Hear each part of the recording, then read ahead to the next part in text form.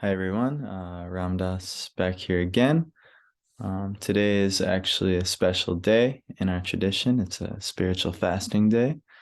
And on this day, if you give up a lot of your regular activities, like maybe eating, sleeping, drinking, maybe more of the mundane affairs of the world, like maybe taxes or worrying about things that maybe at least you could put off for the day. You might not be able to put off everything, but you get immense benefit by doing spiritual activity on this day. So part of my attempt at spiritual activity today is to make a video and to share some life experiences and ultimately some tips and tools that really helped me overcome uh, a lot of my addictions. So it's going to be the main focus of the video is addiction. I personally, and if you ask any of my family members and friends and wife, I have an incredibly addictive personality, you'd call that. Um, I'll share with you, I've had many addictions in my life. Um, you know, Probably the chief is food, uh, binge eating, emotional eating. Still, that can be a very big problem for me. If I let it go out of control. But things like video games, TV, especially just binging these activities, I never really had much moderation, um, which actually I can say is it can be used in a good way, but it was often channeled in really destructive ways, um, you know, uh, that really troubled my life and troubled anyone who was dealing with me, you know, um, in getting these addictions and fulfilling, family, friends, relationships, all these things. So some of the ones that really I struggled with, especially in earlier years, I still struggle with food. Um, Sex can be a big one, especially in beginning of relationships, things like that.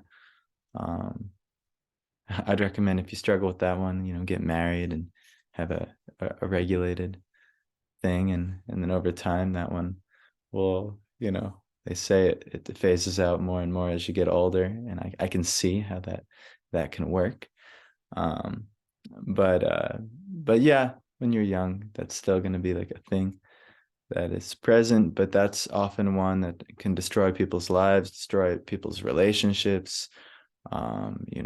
Not having enough by one person, or not being able to control yourself and making an unfortunate decision that can really ruin or hurt things. So that's been there in my life. Video games, especially in my younger years, but even up until a few years ago, that one was a really destructive habit. It's not like some people can actually earn a livelihood playing video games. I was never one of those people.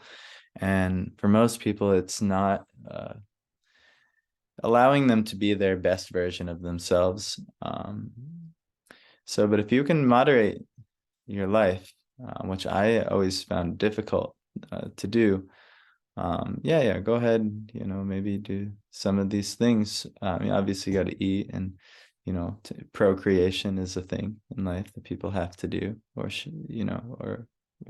at least someone better do it, or the whole human civilization won't be there. But yeah, video games, there's some entertainment, no problem. But it really took a really unhealthy turn in my life. Especially there's a game called World of Warcraft. I don't know, maybe some of you have played that and know just how life sucking it just takes you out. Your life becomes this world of Warcraft. And yeah, I've experienced it. I've experienced it with other video games as well. It was a huge, huge addiction in my life, from pretty much since I got my first video game uh, for Christmas when I was like 6 or 7 years old, and just ever since then, it was like a huge thing.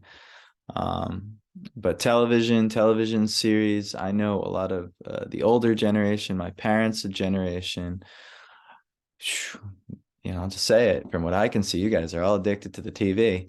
But we just did it in a different way, laptops and phones and video games.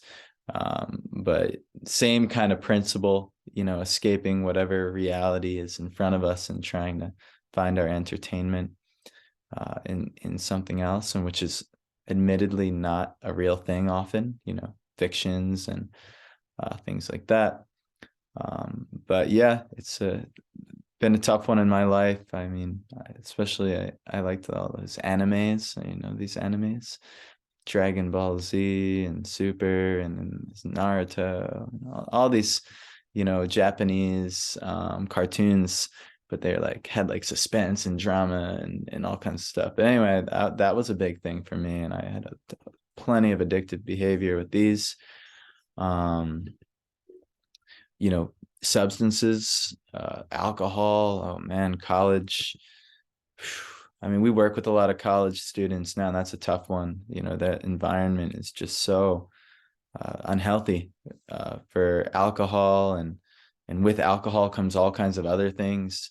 You know, uh, Unwholesome connections with others, oftentimes sexual, and all kinds of disastrous types of things can come with alcohol. People can ruin their lives. I had the good fortune of having to join an Alcoholics Anonymous um, group for a couple months. And I really, I wasn't an alcoholic, at least at that point in my life. I was able to control that urge. But yeah, I saw how it ruined a lot of people's lives. And actually, if I were to do it, it would ruin my life as to what I know to be the best thing for me now. But yeah, that's a tough one. A lot of the near and dear people to me, I know. I don't know if they know, but from my viewpoint, it often looks like that's one that people struggle with. Um, for me, this was a really big one, getting high. Everything I did, I had to be high doing it, and I thought that would be better. And really, turns out it wasn't better, and actually got me into a lot of trouble dealing with the substances that get you high long enough. I've talked about it in other videos, but this was, yeah, this was a big one in my life. Always feeling, my life would only be better. Like, yeah, well, watching TV is good sober, but when you're high, it's even better, even so far as eating is better high, sex is better high. And actually, there's all kinds of studies where it does enhance the experience of all these things. But ultimately, your overall quality of life, it will definitely not be enhanced. And actually, anyone who's really good at fulfilling their addictions, like, usually their life is a lot worse than people who don't. For instance, someone who's, I think of someone like Charlie Sheen, he's all the drugs, all the women, all the this or that, even all the money, you could be addicted to wealth and earning wealth. And I think that's also something I've dealt with in my life. And I struggled. How do I balance what's a healthy approach to earning money and things like that? But yeah, they're not happier in this circumstance, and they see actually Jim Carrey, I think he's quoted as saying, I hope that everyone gets what they always wanted and dreamed of, just so they could see it's not the answer, because it's not. It actually, in order to um, find happiness, there's an actual science to it, and I had to learn that the hard way in many ways, but now not as hard if I know what to look out for. So addictions, they stem from the person searching for pleasure. Um I want this thing. This is going to make me happy. And it could even lead to something like, oh, this heroin's going to make me happy. Um, and obviously when we step back, we know, no, that's not going to make you happy. And if it made you happy, you wouldn't want to do it more and more. It's never satiating, actually. In the Bhagavad Gita, actually, it's this kind of principle of lust and desire, which leads to what? Addiction. This is the the very enemy, the chief enemy. In Christian theology, this would be Satan. Say in Bhagavad theology that the uncontrolled mind, one's own uncontrolled mind, um, under the false ego, thinking that one is God and that everything in this world is for your own enjoyment. This is actually the satanic mentality. This is the illusion of Satan, or the presiding force or being that in Christian theology would be called Satan. So this is kind of the thought process that this world is for my enjoyment. The satanic credo is do what thou will. But that's it's actually the exact opposite of what the great spiritual traditions recommend, is do the will of God.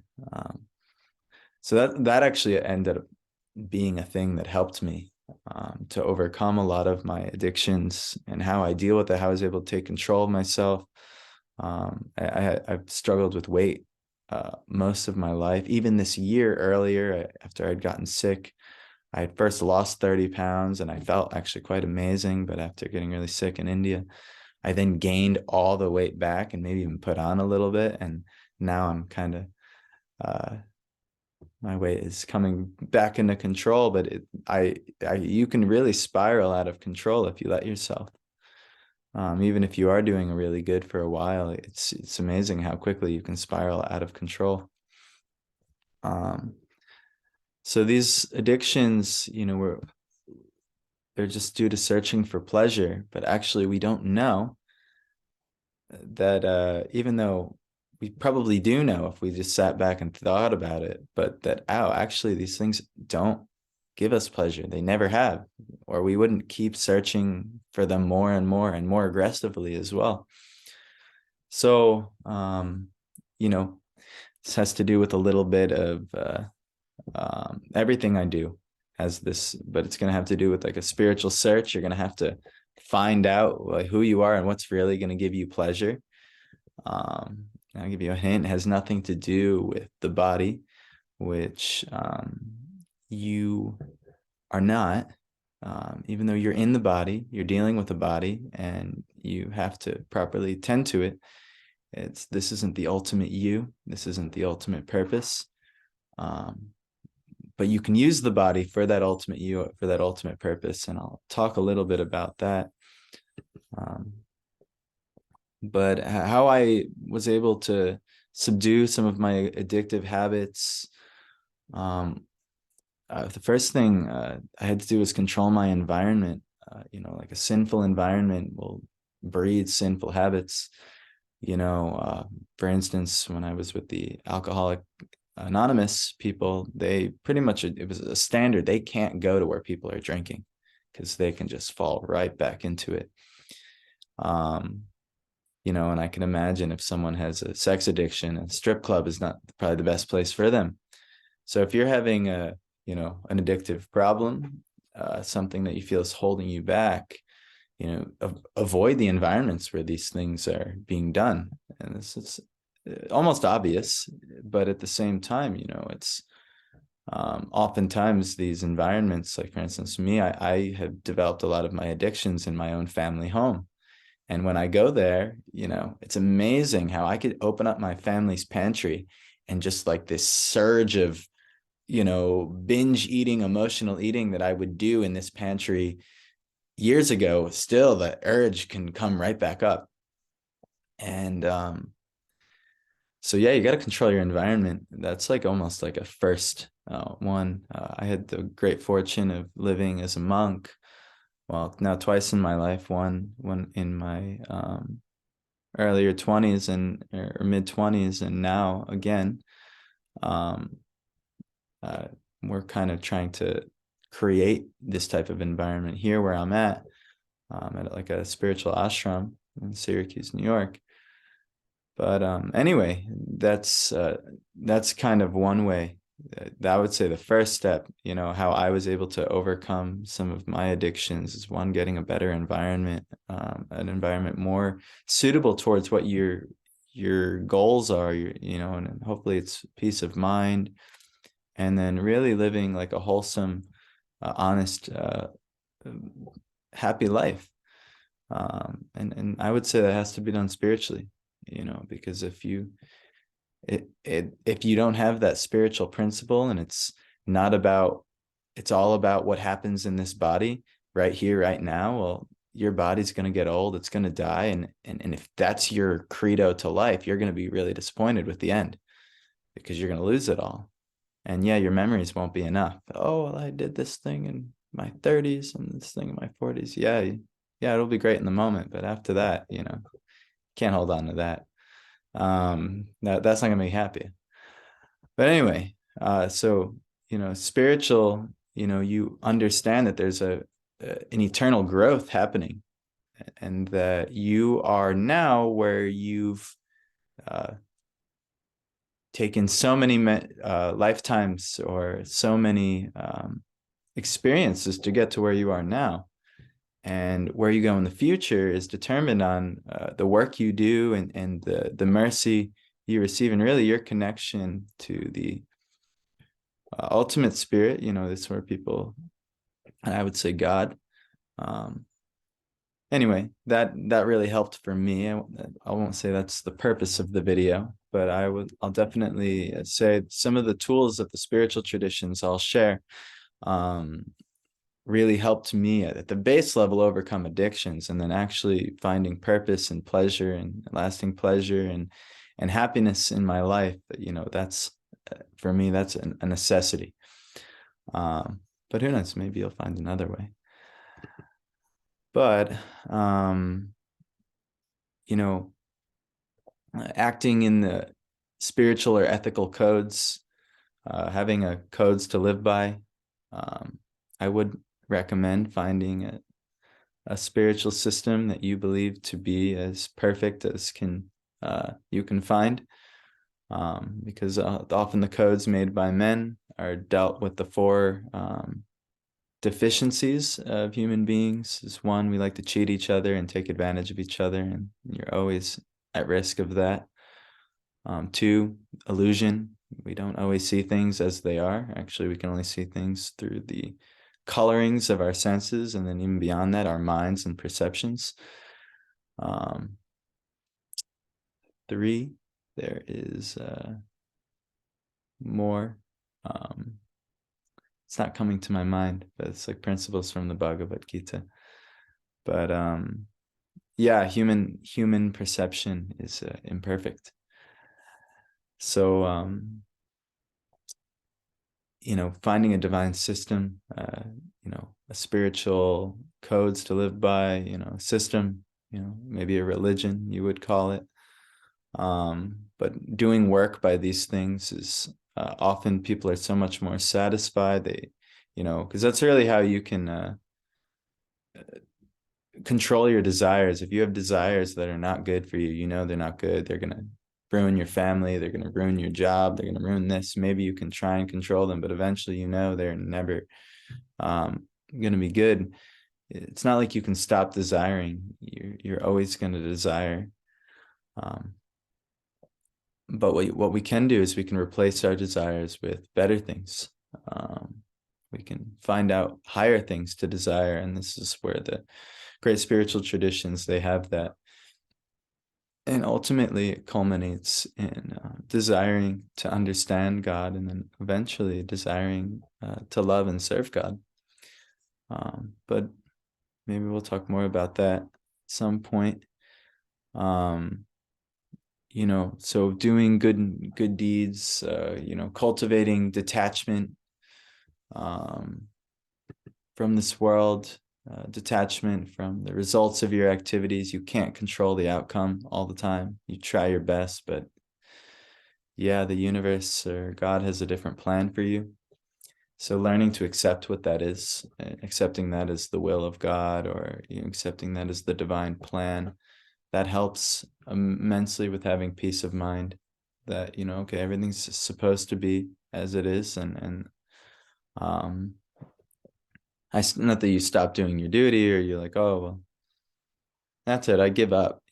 Giving up isn't necessarily the, always the answer. Actually, it's almost never really the answer, but finding a better way. to enact your plans. So that often helps when you're engaged purposefully. You're finding a higher purpose to what you're doing. And like for me, when I'm engaged in our spiritual activities, we have these big Sunday programs, and we got to cook all day. We have to host the program. We got a lot of people we're dealing with, and we're so caught up in service. I have no time to think about how I'm going to binge eat until they all go home. And then I'm like, oh, I'm bored again. They say the idle mind is the devil's playground, and I'd say there's a ton of truth to it. So keep yourself active in wholesome ways. That's why it's often good that a lot of people have jobs, that engage them all day, because who knows what people would do if they had complete freedom. Actually, in ancient times, it wasn't recommended that everyone had freedom. This is real controversial. The freedom was kind of given to those who were trained in the science of the higher codes of conduct, and they were able to do higher roles in society. These are type of totalitarian monarch type of situations, but we see that if we are given freedom a lot, they could be really destructive. So I would say kind of give away your freedom to a higher cause. And maybe hopefully it's beyond just your work, how you earn your living. Hopefully it's, something that you can feel touches you at your very soul. So I always go back to these spiritual kind of causes and things. For me, that's kind of what drives me. You have to find this higher principle of pleasure.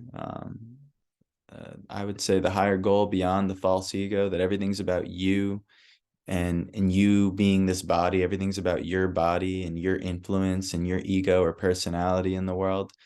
It's not all about you. You're a part of a complete whole, and it's often better that you just cooperate nicely with everyone, not to extract as much pleasure out of your body, but actually to give pleasure to others. And guess what? That makes you happy. For instance, if you have a bunch of food and you decide you're going to eat all that food and you didn't share with anyone else, and then everyone else thinks you're selfish and absurd human being, and at the same time you're so full and so maybe probably larger from eating this way, you won't be happier. You'll look in the mirror, you're not going to be happier. The people around you won't appreciate you. That won't make you happy. Everyone wants some level of appreciation and love and reciprocation with the other people of this world. So similarly, if you have all that food and you evenly distribute it with everyone, you enjoy and they enjoy, and then they appreciate you, and then you enjoy afterwards, and so this is kind of the principle of finding these higher ways of happiness, understanding that it's not just about you, and you being this individual body. You are more than that. You're someone who can help the greater body. Like if you imagine you're at a macrocosmic level, you're the equivalent of like one of the cells in your body, and there's trillions of these cells that are working together to form this whole systems that create the body. So similarly, you as the little living entity are part of a greater macrocosm. And maybe something that could be like this tapestry behind me kind of alludes to some of this greater macrocosm with stars and space and things like that. You have a higher purpose than just to, and actually even in your own body, you see when a cell or groups of cells, they only just want to serve themselves, and they want to become parasitic to the body, and they only want to, accumulate something for themselves, maybe a certain toxin or chemical. They'll call this like a disease or cancer, and, they'll form a tumor, and, it'll be a whole big mess, and you got to go cut it out. So obviously we don't want to be the cancers of the world. We don't want to be cancers of the human race or our country or our community. Well, we want to be contributors, and we want to be enhancers instead of cancers. I didn't even plan that rhyme. That's the thing. um, so, understanding some of these spiritual principles is more than about just you. It's good. We could talk about some good addictions, things that are good to do even in excess. You can almost never do enough of these things. I would say works honored by scripture, without expectation of profit, doing charitable good deeds. You could argue maybe you could give up, too many, but you have to understand, if you understand, a lot of the scriptural injunctions will tell you when and where to do charity and who to give charity to. And it's not just you give money to all the homeless people, because they necessarily aren't going to necessarily use it properly. I mean, you might find some that are really quite deserving of charity, but many are not, and so we have to, find out the works, I would say, under God, which are at least the highest ethical and moral value that you can find. Buddhism is kind of that. That's what Buddhism is. It's like the atheistic way to be a good person. So even, the highest principles you can find or that resonate with you, doing the works recommended, and that gives people all kinds of satisfaction. That's given me a lot of satisfaction when I'm able to do these things.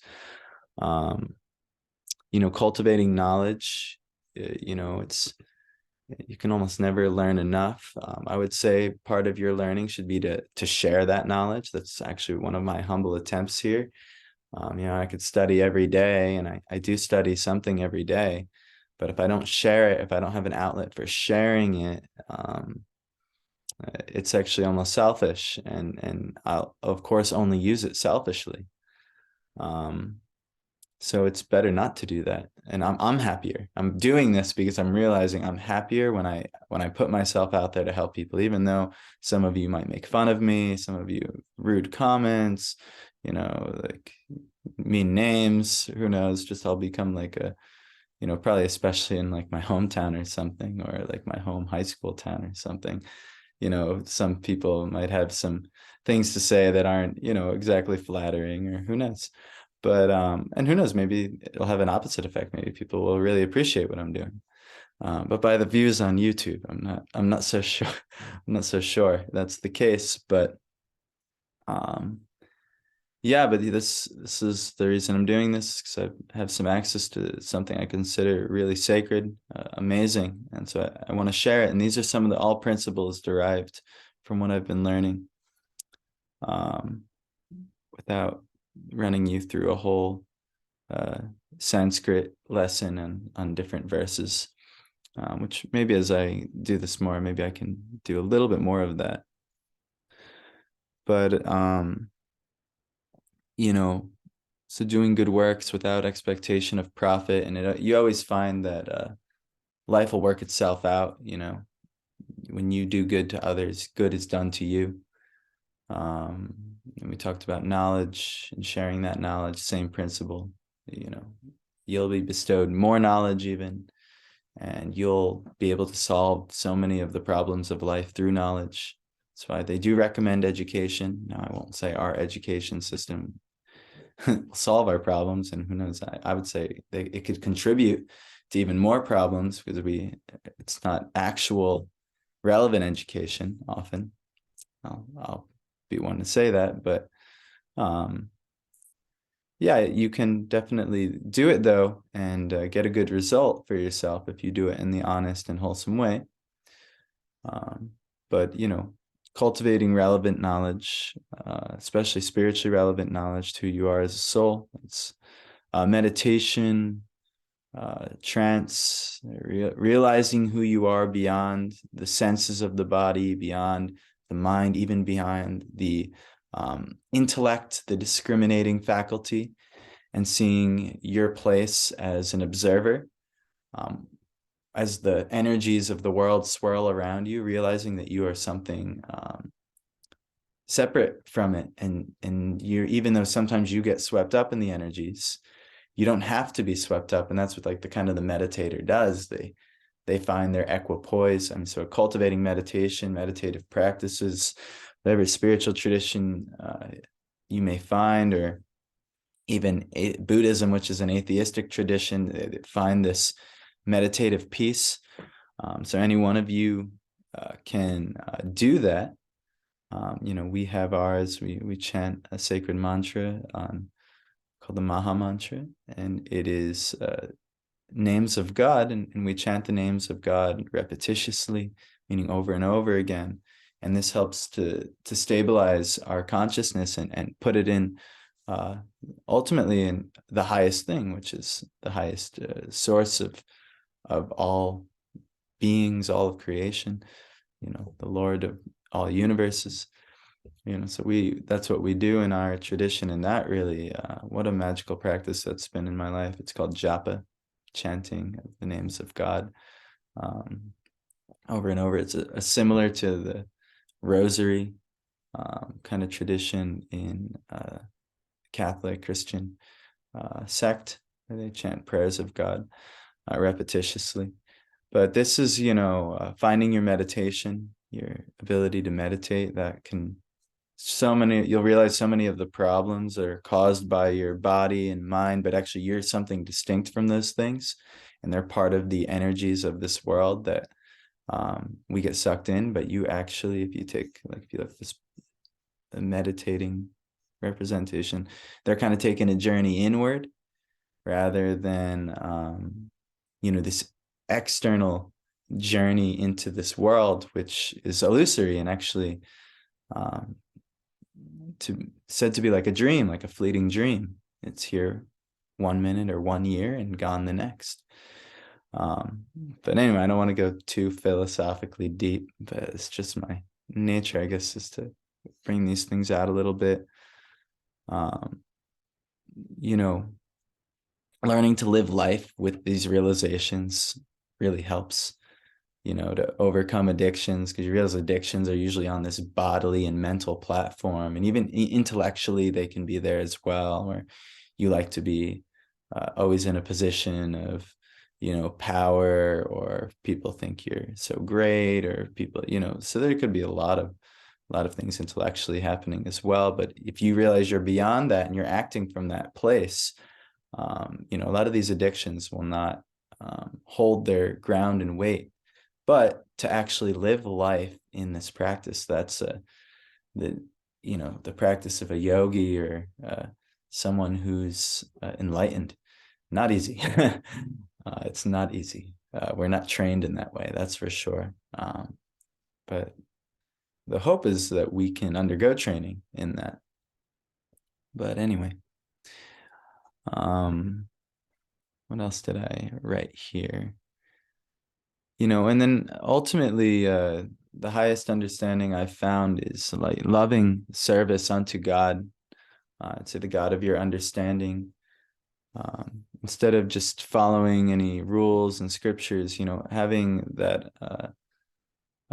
through everything you've studied and whatever system you've pursued, that you find what is most pleasing to God and try and act in that way. And actually that keeps you in meditation throughout the world, always. Now, I'm not 100% proficient at doing that, but I will say I've been able to do it a lot more since in beginning this process than I was when I started, obviously. And yeah, you're way happy. You're so happy when you live life in that way. But when it becomes about you and gratify the false you, the egoic you as this body and you as the center of the universe type of mentality, where everything's for your own pleasure, then you get lost in supposed pleasure. You're not actually happy doing it. You get lost in these ego traps, and then you fall down into depressions and anxieties and addictions and all these things. So these are solutions to to find your God-given purpose and ultimately act in a way that you feel is pleasing to God. And this is called bhakti yoga. It's the main system that I follow. You could argue that Christianity is a form of bhakti yoga, and also acting in a way that's loving and pleasing to Christ, who's always acting in a way that's loving and pleasing to God and is God. So you could say that that same philosophy is there. And even in Judaism and Islam and the great spiritual traditions, they always want to act in ways that is ultimately pleasing and glorifying to God. So it's kind of bhakti yoga. This is an encapsulating philosophy that all the great spiritual traditions are following. But I'd recommend giving them a try, especially if you're dealing with all kinds of problems and depression, anxiety, addiction, looking for something, an answer. So do your research. I'd be happy to share what I'm studying and what I have studied. I am sharing a little bit via these videos. That's why I'm doing this.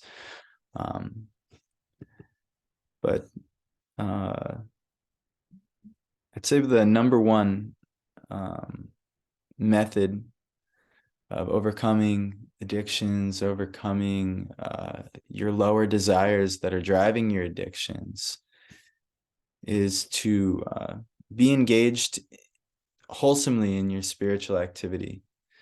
I kind of explained before, when we do our Sunday programs here, we're so engaged in doing what we're doing for really God's pleasure, and then also seeing that all of God's people and creatures that we're able to benefit that day are part of God, and so we're doing it to serve them, and you really become like a friend to everybody, and that's kind of the whole goal. Is you become a friend to every living entity. You see them like this is a person of God. This is actually God's representative, or a manifestation of God.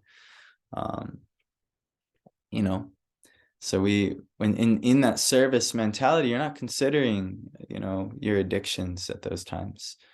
It's only when that service or that wholesome activity is finished, and then maybe something funny will rise up. But if you can keep yourself wholly engaged, and it's recommended in our tradition to always be 24 hours engaged in this bhakti yoga of always being in service, loving service to God, then you're actually always happy, and you're always never being plagued by this lower false ego, thinking everything's about your pleasure, and where's my enjoyment, however. But when you're fully engaged in serving others, it's just so much enjoyment in it, and the appreciation you receive from others is but even when you don't receive that, if you know in your heart that it was pleasing to God, just feeling that appreciation from the Lord, that reciprocation, you're just so much happier. So I think I'm going to end here. That's been a way I cope with my addictions. It's not that I'm free from addictions. They're there. I mean, especially with food. For me, food is a really big one. And I have to literally control how many meals I eat a day, and like snacking, like give myself no rules for snacking, or it's amazing. I'll blow up like a balloon. But yeah, when I'm engaged spiritually, that's really how I've been able to overcome. I had before I went to India and gained it all back eventually after getting sick, I had a really successful weight loss this year, and that could be something that a lot of people I know are working with, especially the world is more overweight and obese than it's ever has been. And for me, I found a lot of tips and tricks on how to control myself, but a lot of it has been this engagement in spiritual activity, where I'm not even considering this food addiction that I've struggled with my whole life, and maybe will continue to struggle. Hopefully it's just, I'm so engaged, I don't even care for it anymore, but I'm not always so engaged, right? I'm only engaged so much. Like right now when I'm doing this video, I'm not thinking about food, or even today's like a fasting day. So, today is actually a day where it's actually pretty easy for me to not think about food because I know spiritually that it's not recommended I eat and it's pleasing to God if I don't eat today. So for whatever reason, I can be fine today. But as soon as I have permission, or kind of the okay to eat again, that's when things can get funny. But yeah, it's an ever going battle, battling your desires and addictions but yeah, this Bhagavad Gita that I speak of a lot, it's really, really potent in helping one overcome uh, the the uncontrolled mind and the desires, the unwholesome desires that lead us to do, even terrible things. It gives us the foolproof method of how to overcome that, and I've seen great success already in my life. But yeah, there's a lot more work to do, and I'll humbly tell you that. But thank you guys again for listening, for those who are listening. And I know it's only a handful, but that's a handful more than I need um, to actually feel like I've done something good. And yeah, I'm really, I really appreciate anyone who is paying attention. I hope my goal is to supremely benefit you as much as I possibly can. But please bear with me that I'm a very limited uh, uh, human being who, oh, I remember one of the third problems of being a human being is we make mistakes. So I make a ton of mistakes, so please bear with me. And yeah, thank you guys all. Have a great day. God bless you all. And until next time.